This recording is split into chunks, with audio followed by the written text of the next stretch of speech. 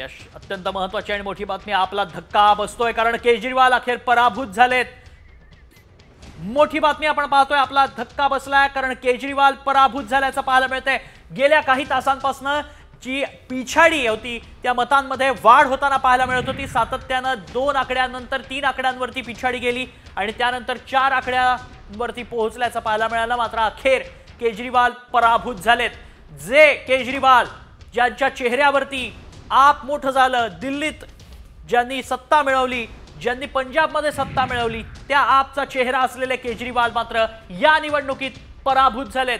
थेट जाऊयात आमचे प्रतिनिधी प्रमोद जगताप, या क्षणाची मोठी बातमी आपल्याला अधिक माहिती देत आहेत। प्रमोद, केजरीवालांचा पराभव झालाय। हा बरोबर आहे तन्मय। प्रवेश वर्मा जे भारतीय जनता पार्टीचे उमेदवार होते त्यांनी अरविंद केजरीवाल यांचा पराभव जो आहे तो केलेला आहे। नवी दिल्ली विधानसभा मतदारसंघामधून अरविंद केजरीवाल हे निवडणुकीच्या रिंगणामध्ये उभे होते।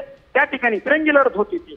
संदीप दीक्षित जे शिला दीक्षित यांचे चिरंजीव होते ते प्रवेश वर्मा आणि अरविंद केजरीवाल अशी तिरंगी लढत होती। मात्र अरविंद केजरीवाल यांना पराभवाचा सामना करावा लागलेला आहे। तन्मय जी माहिती मिळते सध्या, अर्थात आकडे स्पष्ट झालेले नाहीयेत, पण हे आकड्यानुसार असं समजतंय की काँग्रेसच्या उमेदवारामुळे अरविंद केजरीवाल यांचा पराभव झालेला आहे। आता सध्या बेसिक आकडे मिळतात, त्यामुळे बघावं लागणार आहे की नेमकं काँग्रेसला किती मतं मिळाली, अरविंद केजरीवालांना किती मतं मिळाली, नेमका किती मतांनी पराभव झाला हे देखील बघणं महत्त्वाचं असणार आहे। पण अरविंद केजरीवाल जे आम आदमी पार्टीचे सर्व आहेत, दिल्लीचे माजी मुख्यमंत्री आहेत आणि त्यांचा हा पराभव म्हणजे आम आदमी पार्टीसाठी खूप मोठा धक्का आहे असं म्हणावं लागेल। कारण काही वेळापूर्वी आपण बातमी दाखवलेली होती, दिल्लीचे माजी मुख्यमंत्री मनीष सिसोदिया यांचा देखील पराभव झालेला होता आणि त्यानंतर अरविंद केजरीवाल यांचा झालेला पराभव आम आदमी पक्षासाठी खूप मोठा झटका आहे।